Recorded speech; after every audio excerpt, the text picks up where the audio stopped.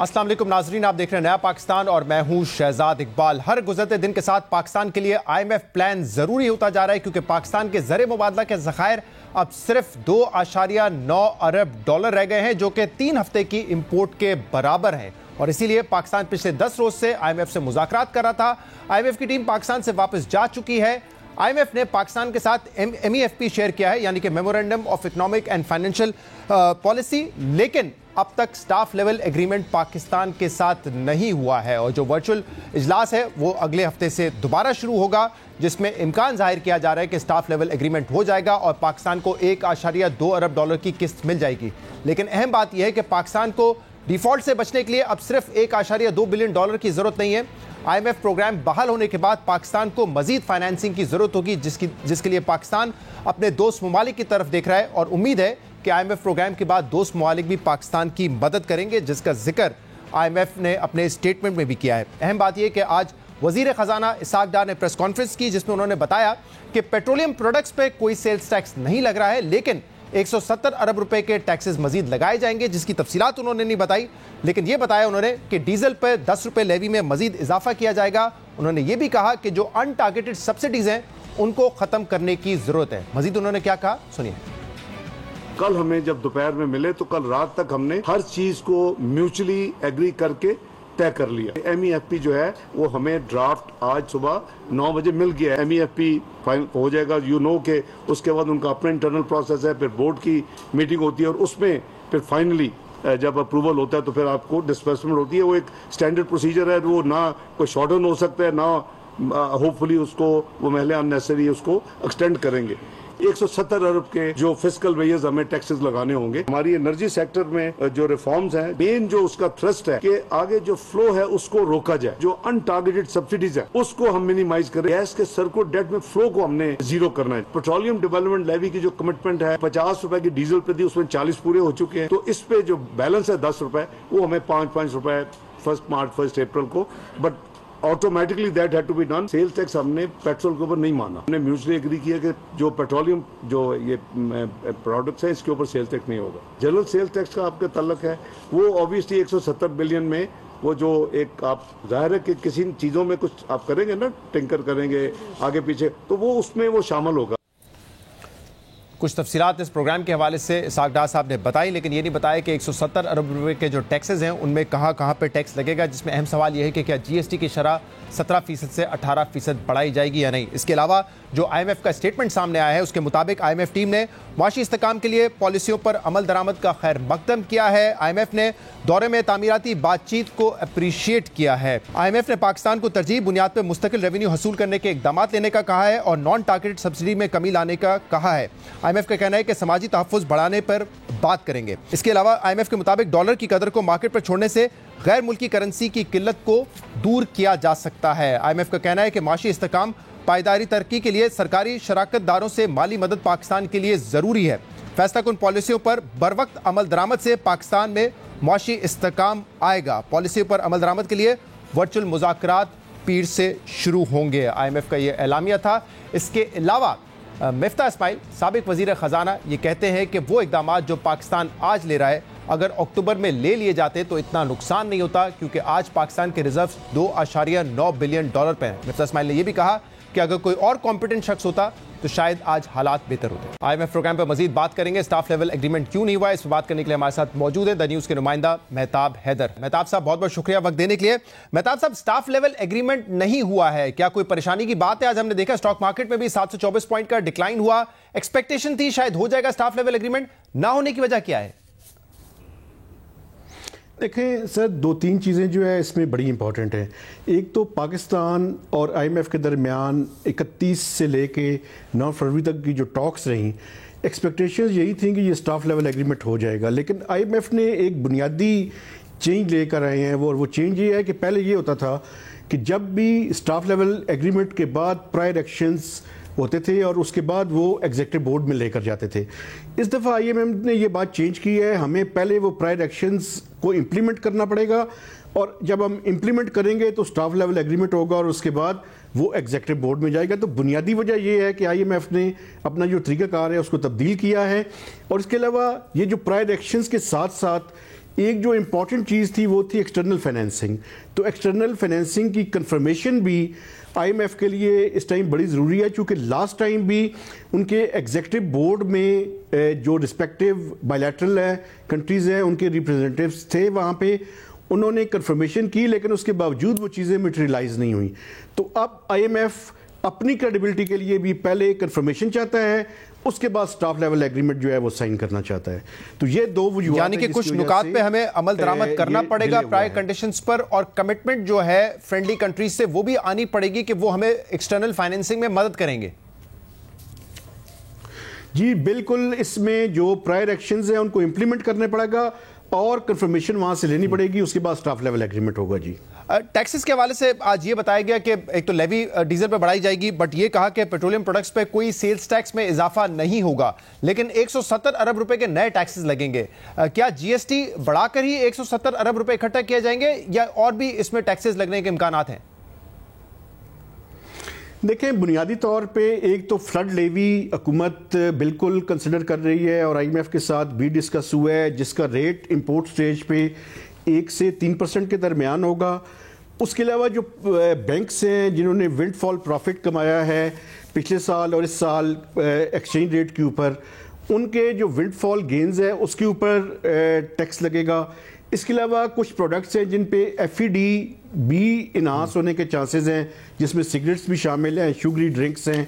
इसके अलावा प्रॉपर्टी के ऊपर भी, ट्रांजैक्शंस के ऊपर जो टैक्स है उसको बढ़ाने की तजवीज़ है। गाड़ियों के ऊपर जो लग्जरी गाड़ियां हैं, बड़ी गाड़ियां हैं, उनके ऊपर भी बढ़ाने की तजवीज़ है और जीएसटी का रेट 17% से बढ़ाकर 18% करने की भी तजवीज़ ज़ेर गौर है।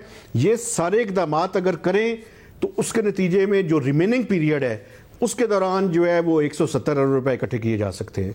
ओके, तो ये इकदाम हुकूमत को लेने पड़ेंगे। बहुत ज्यादा आईएमएफ का दबाव रहा कि आप हमारा जो पावर सेक्टर है वहां पे रिफॉर्म्स लेके आने हैं। सर्कुलर डेट का मसला पिछले कई सालों से है और उसमें इजाफा इस साल भी बहुत तेजी से हुआ है, तो इस हवाले से क्या तय पाया है? क्योंकि खुर्रम दस्तगीर साहब तो ये कहते रहे हैं कि बेस टैरिफ में हमको इजाफा नहीं करने जा रहे। पिछले साल जो हमने रायत दी थी 300 यूनिट से कम इस्तेमाल करने वालों को, उनकी जो फ्यूल एडजस्टमेंट थी उन्हीं की मद में सिर्फ पैसे बढ़ाए जाएंगे। जी, अभी तक जो हुकूमत का प्लान है वो यही है कि वो बेस टैरिफ में इंक्रीज नहीं करेगी, लेकिन जो fuel price adjustment, quarterly tariff adjustment और इसके अलावा जो सरचार्ज है इसके ऊपर जो है वो इंक्रीज अंडर कंसिडरेशन है।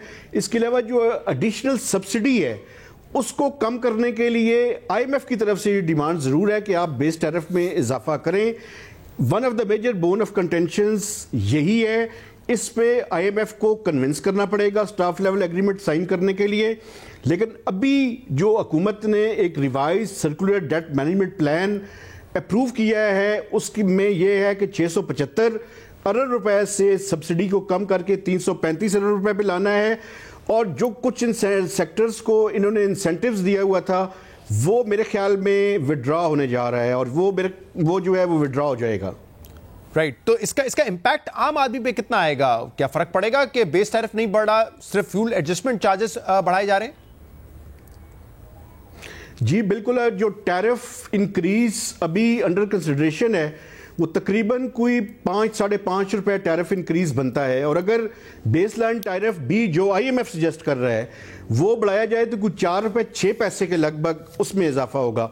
तो ये यदि 5.5 रुपए से लेके 9 रुपए पर यूनिट तक जो एवरेज टैरिफ है 300 को प्रोटेक्ट किया जाएगा। जो revise circular debt management plan है उसमें 300 यूनिट्स तक को प्रोटेक्ट किया गया है। अब आईएमएफ की डिमांड इसके बरक्स थी, वो 200 तक के चाहते थे। ये भी एक इशू है जो स्टाफ लेवल एग्रीमेंट से पहले आईएमएफ के साथ जो है वो तय किया जाएगा। तो 5.5 रुपए से लेके 9 रुपए के दरमियान बिजली की कीमत में इजाफा होगा। बहुत बहुत शुक्रिया। मेहताब हैदर साहब हमारे साथ मौजूद थे, तफसील से बता रहे थे कि इस वक्त मामला कहाँ तक पहुंचे हैं। बहरहाल वर्चुअल इजलास जो है वो आईएमएफ के साथ जारी रहेगा, जिसका आगाज पीर से होगा। प्रोग्राम में एक ब्रेक शामिल करेंगे, उसके बाद खुर्रम दस्तगीर साहब हमारे साथ मौजूद होंगे, उनसे भी इस मुआहदे के हवाले से तफसील से बात करेंगे कि कितने वक्त में आईएमएफ प्रोग्राम दोबारा बहाल होने के इम्कानात हैं। एक ब्रेक के बाद आपके सामने हाजिर होंगे।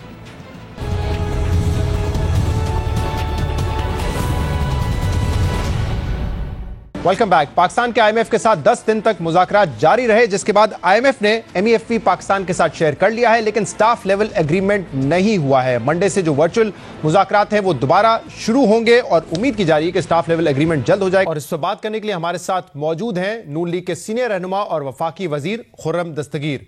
खुर्रम साहब, बहुत बहुत शुक्रिया वक्त देने के लिए। खुर्रम साहब, आज फाइनेंस मिनिस्टर इसाक डार साहब ने भी प्रेस कॉन्फ्रेंस की, उन्होंने भी बताया कि एमईएफपी जो है वो रिसीव हो चुका है हुकूमत पाकिस्तान को, मिनिस्ट्री ऑफ फाइनेंस को, लेकिन स्टाफ लेवल एग्रीमेंट नहीं हुआ है।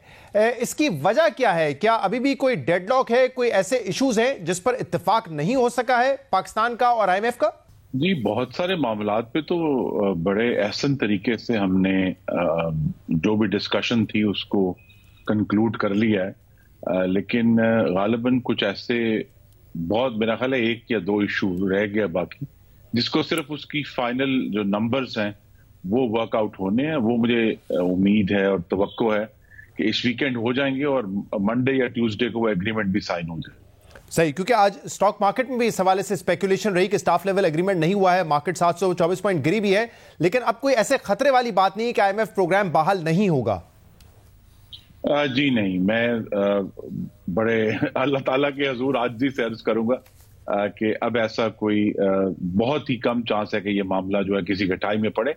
हमने बहुत संजीदा और सीरियस मुज़ाकरात किए हैं आईएमएफ से पिछले 10 दिनों में और अपने सारे नंबर्स भी उनके सामने खोले हैं, प्रोजेक्शंस खोली हैं। तो इतनी तफसील में और इतने डिटेल में जाकर जो मुज़ाकरात हैं, मुझे तो बहुत तवक्को है कि इंशाल्लाह इस वीकेंड जब उनका जो मुसवदा हमें मौसूल हुआ है वो हम भी पढ़ रहे हैं, वजारत खजाना भी इस पे पूरी तरह पढ़ रही है, और जब इसके बाद हमारे जो कमेंट्स हैं वो हम उनसे शेयर कर लेंगे मंडे को, और मुझे बहुत तवक्को है कि इंशाल्लाह ट्यूसडे तक ये मामला हल हो जाएगा। लेकिन इसमें एक नुकता ये भी है कि आईएमएफ अब ये चाहता है कि पहले जो प्रायर कंडीशंस हैं उस पर अमल दरामद शुरू हो जाए और इसके बाद स्टाफ लेवल एग्रीमेंट होगा। माजी में हमने देखा है कि स्टाफ लेवल एग्रीमेंट हो जाता था और फिर जो कंडीशंस थी उसको उस पर अमल दरामद होती थी, लेकिन अब आईएमएफ चाहता है कि पहले पाकिस्तान जो है अमल दरामद करे और फिर स्टाफ लेवल एग्रीमेंट होगा। जी, ये इमरान खान की एक जहरीली मीरास है जो वो छोड़ कर गए हैं, क्योंकि आज ये आपके नाजरीन को याद कराना जरूरी है कि जिस मुआहदे पर हम अमल कर रहे हैं, जिसकी मुख्तलिफ शिकें थी, रुपए के हवाले से, स्टेट बैंक के हवाले से, सब्सिडीज के हवाले से, ये वो मुआहदा है जो इमरान खान ने अप्रैल 2019 में साइन किया था। और आईएमएफ का इसरार यही है कि क्योंकि वो भी रियासत पाकिस्तान थी, लिहाजा इस वक्त जो प्रोग्राम है, जो उस वक्त आगाज जिसका हुआ था, वो उन्हीं शराइत पर होगा जो 2019 में जिनका फैसला हुआ था। तो हमने पूरी कोशिश की है कि ये जो भी हम आईएमएफ प्रोग्राम को बहाल करने के लिए इकदाम लेंगे, उसमें पाकिस्तान के जो गरीब तरीन लोग हैं उनकी प्रोटेक्शन का इंतजाम किया जाए। और इसी पर ही ज्यादा दिन इसी पर बहस हुई है कि हम प्रोटेक्शन किस तरह प्रोवाइड कर सकते हैं। ओवरऑल सब्सिडी, अनटारगेटेड सब्सिडीज है उनको कम करके, लेकिन जो बेसिक प्रोटेक्शन है पाकिस्तान के गरीब तरीन हमारे भाइयों और बहनों की, उसे कैसे यकीनी बनाया जाए। लेकिन जो मेरा बुनियादी सवाल था कि आईएमएफ चाहता है कि पहले पाकिस्तान अब अमल दरामद करे, क्योंकि पाकिस्तान के साथ एक ट्रस्ट डेफिसिट बिल्ड हुआ है, इसीलिए वो चाहता है कि पहले अमल दरामद हो और फिर स्टाफ लेवल एग्रीमेंट होगा। जी बिल्कुल, यही मैंने कहा, यही एक मिरास है पिछली हुकूमत की जिससे हम डील कर रहे हैं, क्योंकि पिछले साल फरवरी में भी ये जो है हमारा जो आईएमएफ के साथ प्रोग्राम था, ये बाकायदा एग्रीमेंट करके बहाल किया गया था फरवरी 2022 में, लेकिन फिर इमरान खान ने खुद ही उसके चीथड़े उड़ा दिए उस एग्रीमेंट के, जिसकी वजह से अब आईएमएफ जो है वो दूध का जला छाछ भी फूंक कर पी रहा है, और वो ये हमसे कह रहा है कि जी आप जो हमारे एक्शंस हैं वो लें। कुछ एक्शंस हमने आज ईसीसी में ले लिए, काबीना उनकी तौसीक कर देगी अगले हफ्ते, तो हमारी तरफ से तो अब कोई रुकावट नहीं है इस मामले। लेकिन जो मौजूदा फाइनेंस टीम है जिसको लीड कर रहे हैं इसाक डार साहब, उनके साथ भी ट्रस्ट डेफिसिट है, इसीलिए आईएमएफ ने पहले ये शर्त रखी कि उनको वजीर आजम से बात करनी है। वजीर आजम शहबाज शरीफ ने अश्योरिटी दी और इसके बाद ही मामला आगे बढ़ा है, यानी कि जो मौजूदा फाइनेंस टीम है उस पर भी भरोसा नहीं है, वो शहबाज शरीफ साहब से अश्योरिटी चाहते हैं। जी देखिए, उनके आईएमएफ के हाथ तो पिछले साल फरवरी में चले ना जी, कि अभी जिस महीने एग्रीमेंट हुआ फरवरी 2022 में तहरीक इंसाफ की हुकूमत के साथ, उसी महीने के आखिर में जब इमरान खान ने 2 बहुत बड़ी सब्सिडीज अनाउंस कर दी और IMF को ये महसूस हुआ और उन्होंने उसका खुलकर जिक्र किया है कि अगर आप 3 या 4 हफ्ते भी एग्रीमेंट के ऊपर अमल नहीं करती आपकी हुकूमतें और आप वो एग्रीमेंट फाड़ कर कहीं और चले जाते हैं, तो हमें इस बात की एश्योरेंस दें। तो ये जो पिछले साल का फरवरी 2022 में इमरान खान की हुकूमत का जो तरीकेकार था और बिहेवियर था, उसने IMF को बहुत हद तक जो है वो पॉइजन कर दिया। तो खुर्रम साहब, सिर्फ उन 3-4 हफ्ते पर ही एतराज है IMF को, या 4 महीने जो जाया हुए फाइनेंस में से इसाक डार साहब के आने के बाद उस पर भी एतराज है? क्योंकि मार्केट बेस्ड एक्सचेंज रेट रखने का मुआहदा करके गई थी तहरीक इंसाफ की हुकूमत। इसाक डार साहब आए, पहले उन्होंने कहा कि मैं जानता हूं IMF से कैसे डील किया जाएगा, आई डोंट केयर, IMF की मिन्नतें नहीं करेंगे। और इसके बाद इसाक डार साहब ने उस एक्सचेंज रेट के साथ क्या किया, कैसे ग्रे मार्केट डेवलप हुई, उस पर कोई एतराज नहीं है IMF को कि 4 महीने में आपके रिजर्व जो है वो 9 बिलियन से $2.9 बिलियन पे आ गए? उनका इसरार यही था कि जो 2019 में एग्रीमेंट किया था तहरीक इंसाफ की हुकूमत ने कि रुपए को फ्री फ्लोट किया जाएगा, उनका इसरार यही है कि जी जो एग्रीमेंट आपने किया है 2019 में इमरान खान से, उसके ऊपर अमल दरामद करें। और इसाक डार साहब ने कोशिश की कि अगर हमारे पास मुतबादल जराए के जरिए इस मामले को कंट्रोल किया जा सकता है, लेकिन ये वो हालात नहीं है जिनसे डार साहब ने 2013 से 16 का जो पाकिस्तान की तारीख का कामयाब तरीन प्रोग्राम था IMF का, जो मुस्लिम लीग नून की हुकूमत में था, अब वो बैनुल-अक़वामी हालात भी नहीं है। यूक्रेन की जंग के बाद और खास तौर पे अमेरिका के अफगानिस्तान से विड्रॉल के बाद बैनुल-अक़वामी हालात बदल चुके हैं और इन्हीं बदले हुए हालात में हमें IMF से डील करना है। लेकिन खुर्रम दस्तगीर साहब, हम तो एक अरसे से कह रहे थे कि अक्टूबर में जब वो आए कुछ फैसले उसी वक्त कर लिए जाते, रिव्यू हो जाता तो बेहतर था। लेकिन अब ये बात आपके साबिक वजीर खजाना मिफ्ताह इस्माइल साहब भी कर रहे हैं कि अक्टूबर में ही अगर जो प्लान पे हमारी हुकूमत ने, यानी कि शहबाज शरीफ की हुकूमत ने कमिटमेंट की थी, उसको भी अगर कंटिन्यू किया जाता तो हालात इतने बुरे नहीं होते, रिजर्व हमारे $2.9 बिलियन पे नहीं आए होते। तो तनकीद करने वालों में बहुत सारे इकोनॉमिस्ट हैं, बहुत सारे तज्जिएकार हैं, बट आपके साबिक फाइनेंस मिनिस्टर भी ये कह रहे हैं, कल उन्होंने कहा है कि अगर उसी वक्त कंटिन्यू कर लेते प्लान को तो इतने बुरे हालात नहीं होते। और अगर कोई कॉम्पिटेंट शख्स होता, जिसमें एहसन इकबाल साहब की भी मिसाल दी, तो भी वो कह रहे हैं कि बेहतर हालात होते आज। जी, माहिर मुआशियात, मैं भी एक अदना तालिब इल्म हूं। उनके बारे में मशहूर है कि अगर 4 एक कमरे में होंगे तो 5 राय होंगी, तो हर एक की राय फर्क हो सकती है कि किस वक्त क्या होना चाहिए था। एक, जैसा मैंने कहा कि ये पूरी कोशिश की गई कि जो रुपी मुस्तकिल तौर पे गिर रहा था उसको रोका जाए, और चंद दिन उसमें कामयाबी भी हुई। लेकिन जो हमें बैनुल-अक़वामी तौर पर हमारे जो दोस्त जो तारीखी तौर पर, रवायती तौर पर ऐसे मौके में पाकिस्तान को सपोर्ट करते रहे हैं, हमें वो सपोर्ट हासिल नहीं हुई, जिसके नतीजे में हमें IMF के साथ फिर आकर ये सारे जो मुश्किल इक़दामात थे, जो हम मतलब वही इक़दामात जो बेसिकली अक्टूबर में करने थे, अब उससे ज्यादा सख्त इक़दामात हम करने जा रहे हैं क्योंकि हमने एक चांस लिया। नहीं हमने जो सख्त तरीन इक़दामात थे वो मिफ्ताह इस्माइल के दौर में कर लिए जी।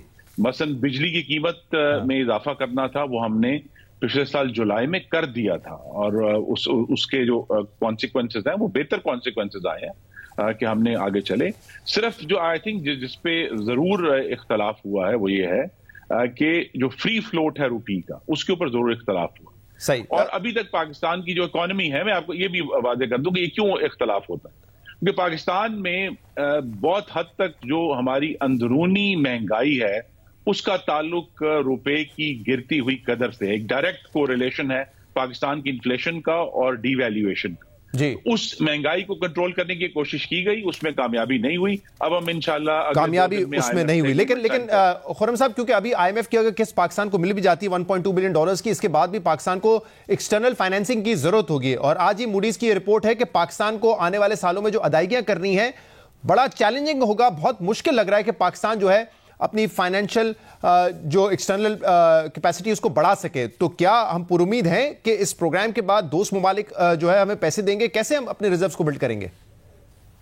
जी, हमें तो बहुत तवक्को है कि बहुत सारे ममालिक जो IMF की सर्टिफिकेशन का इंतजार कर रहे हैं कि वो हमारे जो टोटल ओवरऑल बजटरी अकाउंट्स हैं उनको वेरीफाई करें। तो एक दफा अकाउंट्स वेरीफाई हो जाएंगे तो हमें 3 या 4 सोर्सेस से उम्मीद है कि पाकिस्तान को एक सपोर्ट मिलेगी। कितनी सपोर्ट मिलने के इम्कानात हैं? IMF को क्या एश्योरिटी दी हमने? जी, मैं ये अभी तो रिवील नहीं किया। ये बेहतर यही है कि जब इंशाल्लाह नेक्स्ट अगले हफ्ते के आगाज में जब एग्रीमेंट साइन हो जाएगा तो वजीर खजाना सारी तफसीलात आपके सामने रखें। और खुर्रम साहब, आज कुछ तफसीलात बताई वजीर खजाना ने, जिसमें उन्होंने कहा है कि पेट्रोलियम प्रोडक्ट्स पे कोई सेल्स टैक्स नहीं लग रहा, लेकिन साथ में उन्होंने ये भी कहा है कि 170 अरब रुपए के हमें नए टैक्स लगाने पड़ेंगे, जिसके लिए नया मिनी बजट आएगा। तो क्या 170 अरब रुपए के मजीद टैक्स जो हम लगाने जा रहे हैं उसमें जीएसटी की शरह बढ़ाना भी शामिल है 17 से 18%? जी देखिए, ये तमाम डिटेल्स बेहतर यही है कि वजीर खजाना आपको बताए, लेकिन ये मैं जरूर बता सकता हूं कि जिस तरह हम देख रहे हैं कि बैंकों को एक गैर मामूली इस साल उनको प्रॉफिट्स हुए हैं, ऑयल कंपनीज को गैर मामूली प्रॉफिट सिर्फ पाकिस्तान में नहीं पूरी दुनिया में हुए हैं। कोशिश तो यही की जाएगी कि वो ऐसे सेक्टर जहां एक जिसको अंग्रेजी में कहते हैं विंडफॉल प्रॉफिट्स हुए हैं पिछले साल के मखसूस हालात की वजह से, तो ज्यादा जो बोझ है उनके ऊपर डाला जाए, बजाय ये कि पाकिस्तान के अवाम पर बोझ डाले। यानी कि इन सेक्टर्स के ऊपर वन टाइम सरचार्ज लगाया जाएगा? जी नहीं, मैं ये नहीं कह रहा। मैंने कहा हमने कोशिश यही की है, तफसीलात वही कॉम्पिटेंट है वजीर खजाना ही आपके साथ शेयर करने के लिए। सही, तो मतलब इस बात का जवाब क्या लूं, इम्कान है कि शरह में इजाफा होगा सेल्स टैक्स की? क्योंकि आज ये कहा है वजीर खजाना साहब ने कि जो सेल्स टैक्स वाला मामला है वो भी 170 अरब में शामिल है। जी, वो बहुत जल्द इस मामले में फाइनेंस बिल भी आएगा, वो भी सारी तफसीलात खुल जाएंगी। अभी कबल अज वक्त है ये सब डिटेल्स रिलीज करना। सही, और जो आपका शोबा है उसके हवाले से क्या तय हुआ है? बिजली की कीमत में इजाफा करना है, क्योंकि आप तो कहते रहे हैं पिछले अपने कई प्रोग्राम्स में कि हमने बेस टैरिफ नहीं बढ़ाना है, और आज जीसीसी में फिलहाल तो ऐसा कोई फैसला नहीं हुआ है, लेकिन आईएमएफ तो कह रहा है कि आपको बेस टैरिफ बढ़ाना पड़ेगा। जी, बेस टैरिफ में कोई तब्दीली नहीं की जा रही। कुछ ऐसे मौखर शुदा महसूलात हैं पिछले सालों के जिसपे इसरार किया गया है कि वो वसूल की जाए, तो एक आर्जी तौर पर जरूर कुछ असर आएगा सार्फिन के ऊपर। लेकिन ये कि बिजली के बेस टैरिफ में एक तो कोई इजाफा नहीं, और जिस तरह आज आपने पढ़ा भी होगा कि हम पिछले 4-5 माह से, जब से मौसम गर्मा खत्म हुआ है, तो हमने बहुत स्ट्रिक्ट मैनेजमेंट की है कि महंगे जो ईंधन है वो इस्तेमाल ना किए जाएं, जिसका नतीजा ये कि आज ही नेपरा ने अनाउंस किया है कि कराची के शहरियों को अगले महीने 10 रुपए 27 पैसे फी यूनिट जो है उनका फ्यूल सरचार्ज जो है वो उसमें मिनहा किया जाएगा। तो जहां तो हम अपनी बेहतरी कर सकते हैं वो हमने की है। कुछ पुराने महसूलात हैं उनको हम अगले चंद महीनों में लेकिन ऑब्वियसली आवाम को तो जेब से पैसे देने हैं, चाहे वो बेस टैरिफ की मद में हो या फ्यूल एडजस्टमेंट की मद में हो, तो कितना इंपैक्ट आएगा पर यूनिट आने वाले महीनों में? जी, वो भी इंशाल्लाह वो उस पर हमारा इत्तेफाक है और क्लैरिटी है, वो भी वजीर खजाना इंशाल्लाह। तो आवाम के साथ शेयर क्यों नहीं किया जा रहा अगर इत्तेफाक हो चुका है बातों पर? जी देखिए, जब तक फाइनल एग्रीमेंट साइन नहीं हो जाता, ये एक नेगोशिएशंस का बुनियादी असूल है कि जब तक बाकायदा तौर पर दस्तखत ना हो जाए, तफसीलात शेयर ना की जाए, तो इंशाल्लाह वजीर खजाना जो है वो अगले हफ्ते शेयर करेंगे तफसीलात। अगर जरूरत पड़ी तो मैं खुद भी आपसे आकर शेयर करूंगा। और लेकिन इस बात पे तो इत्तेफाक हो चुका है कि एक्सपोर्टर्स को जो सब्सिडी दी गई थी, अक्टूबर में ये फैसला किया गया था, 110 अरब रुपए का अमाउंट है, उसमें कुछ अमाउंट दिया जा चुका है, लेकिन अब उसको एबॉलिश किया जाएगा। जी, ये तफसील भी बेहतर है कि वज़ीर खजाना ही बताएंगे। ये सारे इश्यूज जो है मना किया हुआ है क्या सागडार साहब ने कि मैं बताऊंगा, आपने नहीं बताना है, अपने शोबे के हवाले से भी नहीं बताना है? नहीं, देखिए, चूंकि नेगोशिएशंस का मैं भी हिस्सा रहा हूं, उसकी एक कॉन्फिडेंशियलिटी है, उसका एक तकद्दुस है। जब साइन हो जाएगा तो तमाम तफसीलात लेकिन खुद साहब ये तो बता दीजिए, क्योंकि आप लोगों ने मजीद कहा था कि 675 अरब रुपए की टारगेटेड सब्सिडी हमें पावर सेक्टर में देनी है, आईएमएफ इस पे राजी नहीं था, तो अब आईएमएफ क्या चाहता है कि 300-350 अरब रुपए तक ये अमाउंट लेके आई जाए? जी, तकरीबन यही नंबर है जिस पर अब हमारा एग्रीमेंट हुआ है, लेकिन उम्मीद यही है कि जब ये एग्रीमेंट साइन होकर वेबसाइट पर आ जाएगा तो तमाम तफसीलात आपके साथ भी और बाकी मीडिया के साथ शेयर कर लेंगे। तो अब टारगेट क्या दिया गया है कि जो सर्कुलर डेट जितनी तेजी से बढ़ रहा था उसकी रफ्तार को कम करना है, या जो बैकलॉग इकट्ठा किया है उसको भी आहिस्ता आहिस्ता कम करना है? क्या टारगेट है आईएमएफ की तरफ से? जी, जैसा मैंने कहा, टारगेट का जो एक्चुअल नंबर है वो वजीर खजाना आपके साथ शेयर करेंगे, लेकिन ये है कि जो उसमें एक इजाफा हो रहा था उसकी जो रफ्तार है उसको कम किया गया है, क्योंकि हमारे सामने, जिस हमने आईएमएफ से भी ये बार बार बात की है कि अभी जो डबल हमें इस साल में चैलेंजेस का सामना हुआ है कि एनर्जी प्राइसेस का, यूक्रेन जंग की वजह से तमाम जो ईंधन है, कोयला है, गैस है, तेल तो पहले उसकी कीमत ज्यादा थी, तो हमें बहुत एक वो हिट है, और दूसरी हिट जो है वो एक गैर मामूली तौर पे जो सैलाब आए हैं उसकी वजह से हिट पड़ी है। तो बहुत सारे ऐसे इश्यूज जो पुराने थे उनको एक साल में हल नहीं किया जा सकता, तो उसमें बहुत हद तक इत्तेफाक है कि उसको बतदरीज जो है कम किया जाए। और खुर्रम साहब, आप बार बार कह रहे थे कि 300 यूनिट से जो कम बिजली इस्तेमाल करेगा उस पर हम इम्पैक्ट नहीं आने देंगे, IMF इससे इख्तलाफ कर रहा था, इस पर क्या तय हुआ है? इस पर तो कम से कम बता दें कि वो जो 300 यूनिट से कम इस्तेमाल करते हैं उनके लिए टैरिफ बढ़ेगा या नहीं बढ़ेगा? जी नहीं, उनके लिए भी टैरिफ नहीं बढ़ेगा। कुछ जो मौखर की गई थी पिछले साल सैलाब में अदायगियां काबीना ने वो वसूल करने का मंसूबा है, लेकिन अच्छा, उसमें 300 से कम यूनिट वालों को रियायत नहीं मिलेगी? जी नहीं, उन्हीं पर मौखर की गई थी, बाकियों पे तो मौखर नहीं की गई थी। तो वो जो पिछले साल रियायत दी गई थी उसको हम आइंदा आने वाले चंद महीनों में आर्जी तौर पर वसूल करेंगे और उसके बाद वो खत्म हो जाएगा। सही है। तो खुर्रम साहब, कब तक एक्सपेक्ट किया जाए कि स्टाफ लेवल एग्रीमेंट जो है हो जाएगा, और कब तक बोर्ड अप्रूवल के बाद पाकिस्तान को ये $1.2 बिलियन मिलने के इम्कान आते हैं? जी, मुझे तो उम्मीद है कि इंशाल्लाह ये जो स्टाफ लेवल एग्रीमेंट है ये गालिबन 14 या 15 फरवरी तक दस्तखत हो जाएंगे। उसके बाद मुझे ऑफ हैंड नहीं पता कि IMF की बोर्ड मीटिंग कब है, लेकिन स्टाफ एग्रीमेंट के बाद तो फिर इंशाल्लाह जो भी नेक्स्ट अर्लीस्ट बोर्ड मीटिंग होगी उसमें फैसला होकर पाकिस्तान को जो पेमेंट है वो हो जाएगी। ज्यादा अहम बात IMF के $1.1 बिलियन से ये है कि जब पाकिस्तान के जो मुस्तकबिल के जो अकाउंट्स वेरीफाई हो जाएंगे उससे फिर जो दूसरे ममालिक पाकिस्तान की मदद करना चाहते हैं उनको भी आसानी होगी। तो ज्यादा जो तवक्को है वो उस वेरिफिकेशन से है बजाय ये कि $1.1 बिलियन। बहुत बहुत शुक्रिया, बहुत बहुत शुक्रिया। वफाकी वजीर खुर्रम दस्तगीर साहब हमारे साथ मौजूद थे। प्रोग्राम में शामिल करते हैं एक ब्रेक, इसके बाद मजीद बात करेंगे, हमारे साथ रहिएगा।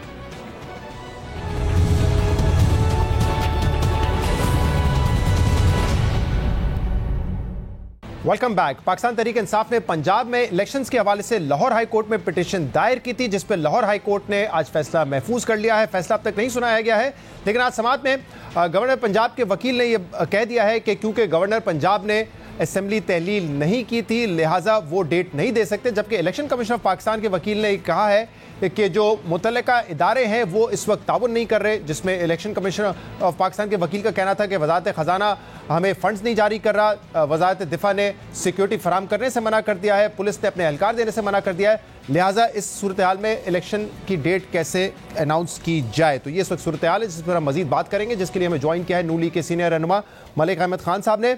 मलिक साहब, बहुत बहुत शुक्रिया वक्त देने के लिए। गवर्नर साहब डेट दे नहीं रहे, कह रहे हैं मैंने डिनोटिफाई नहीं किया असेंबली को। इलेक्शन कमीशन ऑफ पाकिस्तान के जो वकील है वो कह रहे हैं कि जो मुख्तलिफ इदारे हैं वो तावन नहीं कर रहे, तो इलेक्शन कैसे करवाए जाए। यानी कि जो अली जफर साहब बात कर रहे हैं कि अब प्रेसिडेंट साहब को ही डेट देनी पड़ेगी और इसकी गुंजाइश है। इलेक्शन एक्ट 2017 का सेक्शन 57 कहता है कि प्रेसिडेंट ने इलेक्शन देनी है, तो अब यही होगा, president of Pakistan date announce करेंगे इलेक्शन की। शहजाद, बहुत शुक्रिया। मेरा ख्याल ये सारी बहस ही गैर मुतल्लिका है और उसकी वजह यह है कि ये कैसे मुमकिन हो सकता है कि जो इलेक्शंस हैं वो इस बंदोबस्त के तहत हों जो बंदोबस्त आज मौजूद है। यानी हम ये कह रहे हैं कि आज इलेक्शंस होंगे और वफाकी हुकूमत मौजूद होगी, और कल को जब कौमी असम्बली के जनरल इलेक्शंस होंगे तब सूबाई हुकूमत मौजूद होगी। ये हो नहीं सकता, आइन तो ये नहीं कहता। आइन में सिर्फ आर्टिकल 105 नहीं है, आइन के अंदर बेशुमार आर्टिकल्स हैं, and article 224 itself says that. और ये ऐसे नहीं होता कि बात आप कर लें और सिर्फ एक नुक्ते पर रुक के खड़े हो जाए। ये लाजिम है कि जब भी जनरल इलेक्शंस होंगे वो जनरल इलेक्शंस केयर टेकर के बंदोबस्त के तहत हो सकते हैं।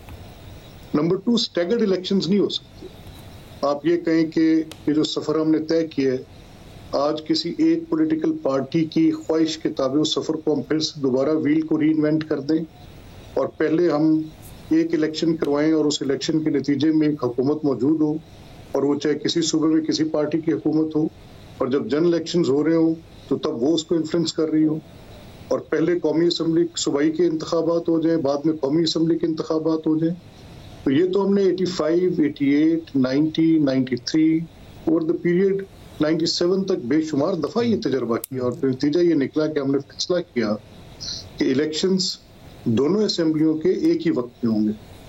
अब ये सारी एक्सरसाइज जो है और ये सारी बहस जो है ये इसलिए मैंने कहा कि गैर मुतल्लिका है कि इलेक्शन तो बिटवीन पॉलिटिकल पार्टीज होना है, और पॉलिटिकल पार्टीज में से एक पार्टी आज ये समझती है कि अपनी टर्म्स पे डिक्टेट करके वो एक ऐसी बात कह जाए तो जिस इंतखाब से पहले इतने तनाज़े हों तो इतने मुतनाज़ा इंतखाब के निकात में मुश्किल होती है। लेकिन मलिक साहब, जो आप बात कर रहे हैं बेसिकली वो तो रीराइटिंग ऑफ द कॉन्स्टिट्यूशन है, क्योंकि कॉन्स्टिट्यूशन में किसी भी चीफ मिनिस्टर को सूबाई असेंबली तहलील करने का इख्तियार है। लेकिन आप मुझे ये कह रहे हैं कि एक साथ इलेक्शन होना जरूरी है। मिसाल के तौर पे अगर किसी सूबाई असेंबली को 1 साल हुआ हो और असेंबली तहलील कर दे चीफ मिनिस्टर, तो क्या अगले 4 साल तक केयरटेकर सेटअप रहेगा क्योंकि आम इंतखाबात नहीं होंगे? आप जो बात कर रहे हैं वो तो रीराइटिंग ऑफ द कॉन्स्टिट्यूशन है फिर। नहीं, मैं बिल्कुल ऐसा नहीं कह रहा। मैं ये कह रहा हूं कि ये पेक्यूलियर सर्कमस्टेंसेस होते हैं ना। अगर तो एक साल के बाद कोई चीफ मिनिस्टर आइन के तहत ये अपना इख्तियार इस्तेमाल करते हैं तो कोई बड़ा फातिरुल अकल शख्स ऐसी मिसाल देगा जो मैं दे रहा हूँ। नहीं, लेकिन मलिक साहब इसमें क्योंकि आप तो बेसिकली ये कह रहे हैं फिर तो डिसोल्यूशन ऑफ असेंबली हो ही नहीं सकती ना, असेंबली तहलील करने का इख्तियार ही चला जाएगा चीफ मिनिस्टर के पास ही, तो आपको कॉन्स्टिट्यूशन ही तब्दील करना पड़ेगा फिर। नहीं शहजाद, बिल्कुल ऐसा नहीं है। मैं ये कह रहा हूँ कि अगर ये सूरत हाल असेंबलियों के क़याम के 1 साल बाद पैदा होती है तो यस यू आर राइट, फिर ऐसा ही है जैसा आप कह रहे हैं। लेकिन अगर इस सूरत में जब इलेक्शंस आप ये तजवीज़ कर रहे हों कि एक इलेक्शन असेंबलीज के 90 दिन के अंदर हो और फिर जब दूसरी असेंबली डिसॉल्व हो या अपनी मुद्दत पूरी करे तो उसके इलेक्शंस फिर हों, लेकिन इसमें टाइम फ्रेम इसीलिए नहीं दिया गया क्योंकि अगर 1 साल के अंदर भी असेंबली तहलील होती है तो 4 साल के बाद जनरल इलेक्शन हो रहे होंगे, लेकिन उस सूबे में किसी ना किसी की हुकूमत पहले से मौजूद होगी, तो वो तो प्रैक्टिकली तो हमेशा ही ऐसा होगा बेसिकली। तो अगर आप कहते हैं कि ऐसे नहीं हो सकता तो फिर हम ये कह रहे हैं कि किसी भी चीफ मिनिस्टर को सूबाई असेंबली तहलील करने का इख्तियार ही नहीं है। नहीं, बिल्कुल हम ये नहीं कह रहे। हम ये कह रहे हैं कि अगर इस बहस को इस पैराए में आप रख लें, अगर आप ये तस्वर करें कि आज जो इंतखाबात हैं हमने उसको जेनेरिक नहीं बात कर सकते। हम इसकी अगर हम जेनेरिक बात करेंगे तो वो कोरिलेट नहीं करेंगे। हमने आज के मौजूदा हालात के अंदर बात करनी है। मौजूदा हालात में जो इस वक्त सूरत हाल है वो ये है कि इस वक्त कमो बेश कोई एक 50 से ऊपर के इंतखाबात आपके बिल्कुल बाई इलेक्शंस ऑन हैंड्स हैं, और अगर आप 90 दिन के अंदर इन सूबाई असेंबलियों के इंतखाबात जो कि जनरल इलेक्शन होंगे उन 2 असेंबलियों के लिए वो फिर 90 दिन के साथ हुआ जाते हैं, तो फिर उसके बाद अगर आप कौमी असेंबली की मुद्दत पूरी होने के करें तो फिर वो कोई लगभग 120 दिन के अंदर बाहर हो, तो ये 1 साल के ऊपर आप स्प्रेड कर रहे हैं और ये कैसे हो सकता है? तो Malik sahab basically to sum up this conversation, आप ये कह रहे हैं कि हुकूमत ने फैसला कर लिया है कि 90 दिन के अंदर इलेक्शन नहीं होंगे। वजारत खजाना ने कह दिया हम फंड नहीं देंगे, वजारत दिफा ने कह दिया हम सिक्योरिटी नहीं देंगे, तो ये आप तय कर चुके हैं कि 90 दिन के अंदर आईन और कानून के मुताबिक जो इंतखाबात होने वो नहीं होंगे, ये फैसला हो चुका है। नहीं, देखें, ये आइन और कानून के मुताबिक की बात कहना बिल्कुल इसलिए उसको आपको जरा थोड़ा सा अपनी इस बात को इस पैराए में रखना पड़ेगा। जैसे मैं कह रहा हूं कि देखिए, जब आप मांगेंगे वजारत खजाना से कि अगर एक इलेक्शन 20 अरब में हो सकता है, आप उसके लिए फंड्स मांगेंगे उसे टू द ट्यून कि वो डबल लगें या 50-60 अरब पे चले जाएं, तो वजारत खजाना दुरुस्त तौर पे लिखेगी कि इतने पैसे एडिशनल तौर पे नहीं दिए जा सकते। अगर आप डिप्लॉयमेंट मांगेंगे मिनिस्ट्री ऑफ इंटीरियर, ये सारी बातें वैसे क्योंकि आइन में नहीं है तो यहाँ पे जो कुछ होगा वो नजरिया जरूरत को जिंदा करने के मुतरादिफ होगा, क्योंकि आइन तो सिंपली कहता है 90 दिन के अंदर इंतखाबात होने। अब आप कहें कि फंड्स नहीं है इस मर्तबा या बाई इलेक्शन और होने हैं या सिक्योरिटी कहीं और मसरूफ है, तो वो नजरिया जरूरत को जिंदा करेंगे आप, जो कि माजी में होता रहा है, अदालतों के जरिए भी होता रहा है। ये हुकूमत करेगी इस दफा? ऐसा नहीं, ऐसा बिल्कुल नहीं है। देखिए, मैं आपसे बार बार इसरार कर रहा हूं कि आप एक तो अगर जेनेरिक बात करेंगे, कॉन्स्टिट्यूशन की जो एप्लीकेशन होती है वो इन पेक्यूलियर सर्कमस्टेंसेस होती है। आप ये नहीं बात कर सकते कि आप एक जेनेरिक सूरत हाल पर आप सारी मिसाल दे के बात करते चले जाएं, तो वो तो फिर मामला एक अनएंडिंग डिबेट और एक आर्गूमेंट जो कि कभी खत्म नहीं हो पाएगा। हम नजरिया जरूरत की बात नहीं कर रहे, हम बेसिकली एक ऐसी सूरत हाल की बात कर रहे हैं जिसपे हम कह रहे हैं कि एक ब्रॉडर फ्रेमवर्क जरूरी है। इस वक्त एक इत्तेफाक की सूरत ऐसे पैदा होगी जो 70 साल में नहीं हुई, और वो सूरत ऐसे पैदा होगी कि ऐन इंतखाबात के साल में 2 सूबों ने तकरीबन 6 या 8 माह पहले अपनी डिसोल्यूशंस को प्रेफर कर लिया, और उस वक्त वफाकी हुकूमत अपनी पूरी अमलदारी के साथ। इस हवाले से मलिक साहब थोड़ा सा आगे बढ़ते हैं, क्योंकि ये भी कहा जा रहा है कि नून लीग मुश्किल फैसले कर रही है, इसलिए भी इलेक्शन में नहीं जाना चाह रही। क्या बयानिया होगा इलेक्शन में जाने के लिए, ये भी अब तक तय नहीं पाया है, इस वजह से भी आप लोग इलेक्शन डिले करना चाहते हो। इस हवाले से कल कैप्टन सफदर साहब ने एक बयान दिया जिसमें उन्होंने कहा कि जो वोट को इज्जत दो का बयानिया था वो बहुत स्ट्रांग था, लेकिन इस बयानिया को हमने बेइज्जत कर दिया है जनरल बाजवा को एक्सटेंशन देके। अब ये बयानिया दफन हो चुका है। मैं चाहता हूं जरा सुन लीजिए, इसके बाद इस पर जवाब दीजिएगा। मैंने बोर्डों पे लिख लिख के लोगों को याद कराया था, ये बयानिया बड़ा स्ट्रांग था, मगर हमने वोट को उस दिन बेइज्जत कर दिया जिस दिन हमने अपना वोट बाजवा को एक्सटेंशन के लिए दे दिया। अब ये नजरिया नहीं चलेगा वोट को इज्जत, हमने दफना दिया इस नारे को। मियां साहब को कहना चाहिए था कि वोट एक्सटेंशन को वोट दे, उनको भी तो नहीं कहना। मैं दाता जरूर बैठा हूँ, नहीं कहना चाहिए था। 28 नवंबर के बाद हुकूमत मिली, पहले आपके पास हुकूमत नहीं थी। ये बात तो, ये पहले भी तो हुकूमत तो थी, तो फिर आपने ऐसी हुकूमत क्यों ली? वो बाजवा के नीचे दबी हुई हुकूमत है। जी क्या कहेंगे मलिक साहब इसमें, क्योंकि वो कह रहे हैं कि जब हमने एक्सटेंशन के लिए वोट किया तो हमने जो बयानिया है वोट को इज्जत दो उसको दफन कर दिया। नवाज शरीफ साहब को नहीं कहना चाहिए था कि एक्सटेंशन के लिए वोट दें, और 28 नवंबर से पहले वो कह रहे हैं कि हुकूमत भी हमारी नहीं थी, वो बाजवा साहब के अंडर ही थी। देखिए शहजाद, मैं quite frankly I differ from what captain Safdar said. उनको हक हासिल है जो मर्जी बात कहें वो, लेकिन यह बात यह है कि आप कैसे अफोर्ड कर सकते हैं कि आपका जो कमांड स्ट्रक्चर है वो पोलराइज्ड हो। यानी हम ये सजेस्ट कर रहे हैं कि अगर ऐसी सूरत पैदा हो गई थी और अदालत ने एक हुक्म दे दिया कि मामला पार्लियामेंट में चला जाए, पार्लियामेंट में आ गया, और पार्लियामेंट में एक political party, any political party votes for extension, and second political party, any political party, वो ये कहे कि मैं वोट को नहीं देती, तो फिर जो कमांड स्ट्रक्चर है वो supported and voted by one political party है। It's a absurd argument, I could not even think of. Anyways, ये जो कमांड स्ट्रक्चर है वो पोलराइज नहीं हो सकता। बेशक मेरा बयानिया उसे इफेक्ट हुआ, बेशक उस वक्त जो हमारी एक कैंपेन थी, और वो कैंपेन ये थी जिसमें जनरल बाजवा के खिलाफ वो कैंपेन थी, जिसमें जनरल फैज हमीद के खिलाफ वो कैंपेन थी, उस सारी कैंपेन को और एंटी मिलिट्री पोजीशन को, एंटी एस्टेब्लिशमेंट पोजीशन को वोट देने के साथ एक इफेक्ट जरूर हुआ, ये ठीक है बात। लेकिन I was one of the उन लोगों में शामिल थे हम जो हम कह रहे थे कि कुछ चीजें नेशनल इंटरेस्ट में बियॉन्ड पॉलिटिक्स भी होती हैं, और वो ये है कि पाकिस्तान का command structure under any circumstances polarise नहीं हो सकता। मैं चाहूंगा एक और सवाल का जवाब भी देते, क्योंकि आपके भी ताल्लुकात जनरल बाजवा साहब से बड़े करीबी रहे हैं, और जावेद चौधरी साहब ने एक मुलाकात की थी, उसके बाद वो मुख्तलिफ इस पर आर्टिकल्स लिख चुके हैं। 1-2 रोज पहले भी उनका जो आर्टिकल आया उसमें उन्होंने कहा कि एक पूरा ये प्लान बन चुका था जिसमें एक विन विन सिचुएशन थी नवाज शरीफ के लिए भी, इमरान खान के लिए, कि दिसंबर में हुकूमत चली जाएगी, नवाज शरीफ वापस आ जाएंगे, उनके केसेस खत्म हो जाएंगे, इलेक्शन भी हो जाएंगे, और जनरल बाजवा साहब को उसमें 8 माह की एक्सटेंशन मिल जाएगी। अब उसी आर्टिकल में आगे लिखा हुआ है कि जब जनरल बाजवा साहब को ये प्लान पता चला तो उन्होंने आपको कॉल किया, आप शायद हीथ्रो एयरपोर्ट से निकल रहे थे, आपको कॉल करके बताया कि मैंने अपनी एक्सटेंशन के हवाले से ये बात सुनी है और मैं इस प्लान का हिस्सा नहीं हूं, मैं नहीं चाहता कि मुझे एक्सटेंशन मिले। क्या ये बात दुरुस्त है? देखिए शहजाद साहब, जो जावेद चौधरी साहब ने लिखा है ज्यादा बेहतर तो वो ये बता सकते हैं, लेकिन जनरल बाजवा अपनी एक्सटेंशन में और मियां नवाज शरीफ साहब, आपको पता है कि एक्सटेंशन देने के मामले में तो ये बात तो हार्डली कभी किसी ऐसी सीरियस टॉक्स में गई होगी। ना जनरल बाजवा एक्सटेंशन लेना चाहते थे, ना मियां नवाज शरीफ एक्सटेंशन देना चाहते थे। तो ये दोनों बातें बिल्कुल दुरुस्त हैं जो जावेद चौधरी साहब ने लिखी हैं। लेकिन इसमें तो ये भी लिखा हुआ है कि जो पार्टी की दूसरी लीडरशिप थी वो ये तय कर चुकी थी, ये फॉर्मूला बन चुका था।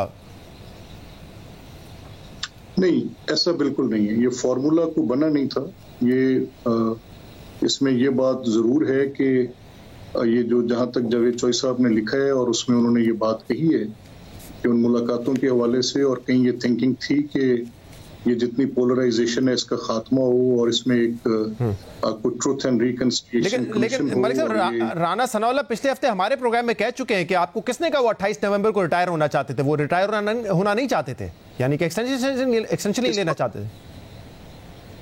नहीं, देखिए ये मैं कह रहा हूँ, ये राना सनाउल्लाह साहब के पास में कह सकता हूँ कि वो नहीं लेना चाहते थे, बिल्कुल एब्सोल्युटली नहीं लेना चाहते थे। नहीं लेना चाहते थे क्यों? राणा साहब कह रहे वो कह रहे रिटायर नहीं होना चाहते थे। नहीं, एक्सटेंशन नहीं लेना चाहते थे। देखिए कितनी बार कहा ये आपको कोर कमांडर्स की कॉन्फ्रेंस में उन्होंने ये रिजॉल्व किया। उन्होंने ये बात अपनी तो फिर आपकी पार्टी ये क्यों बयानिया बना रही है कि 28 नवंबर से पहले उनकी हुकूमत थी और वो कंटिन्यू करना चाहते थे? आपकी पार्टी ही क्यों ये बात कर रही है फिर? तो मेरा नहीं ख्याल कि किसी ने इस तरह से कहा जैसा आप कह रहे हैं। मैंने वो राना सनाउल्लाह साहब की बात भी, मेरी गुजारिश सुन लें, मैंने राना सनाउल्लाह साहब की बात भी सुनी। उसमें ये बात उन्होंने जरूर की है कि हमें दिक्कत थी 29 नवंबर तक, और उसकी वजह शायद ये थी कि प्रोबेबली उसमें उनका रेफरेंस कहीं पंजाब हुकूमत के साथ होने वाले इश्यूज पे था, उनकी परवेज इलाही साहब और बाद में मोनस की स्टेटमेंट के साथ उनका रेफरेंस हो सकता है। Probably this is what I think. और ये भी हो सकता है कि जो एक इंस्टीट्यूशनल सपोर्ट। बहुत बहुत शुक्रिया मलिक अहमद खान साहब हमारे साथ मौजूद थे प्रोग्राम में। आज इतना ही, शो से इजाजत दीजिए। अल्लाह हाफिज।